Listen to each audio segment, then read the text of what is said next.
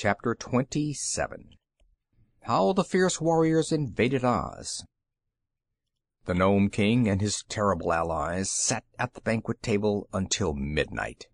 There was much quarreling between the Growleywogs and Phanfasms, and one of the wee-headed Whimsies got angry at General Guph and choked him until he nearly stopped breathing, yet no one was seriously hurt, and the Nome King felt much relieved when the clock struck 12 and they all sprang up and seized their weapons. "Aha!" shouted the First and Foremost. "Now to conquer the land of Oz." He marshaled his Phanfasms in battle array, and at his word of command they marched into the tunnel and began the long journey through it to the Emerald City. The First and Foremost intended to take all the treasures of Oz for himself, to kill all who could be killed and enslave the rest, to destroy and lay waste the whole country, and afterward to conquer and enslave the Nomes, the Growleywogs, and the Whimsies. And he knew his power was sufficient to enable him to do all these things easily.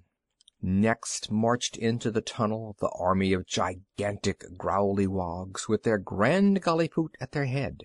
They were dreadful beings indeed, and longed to get to Oz that they might begin to pilfer and destroy.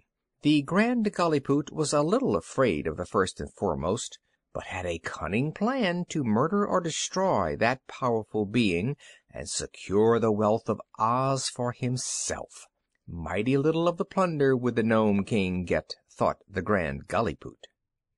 The chief of the Whimsies now marched his false-headed forces into the tunnel.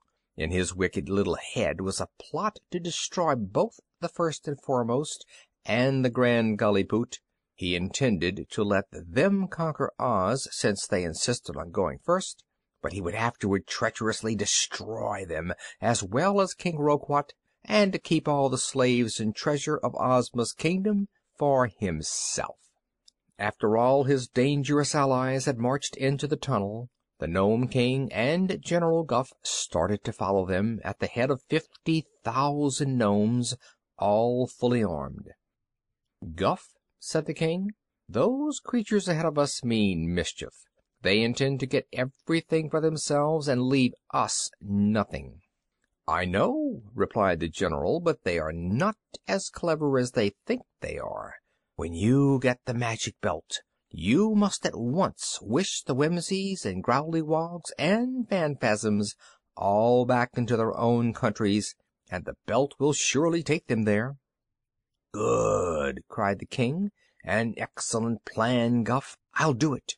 While they are conquering Oz, I'll get the magic belt, and then only the gnomes will remain to ravage the country." So you see, there was only one thing that all were agreed upon, that Oz should be destroyed.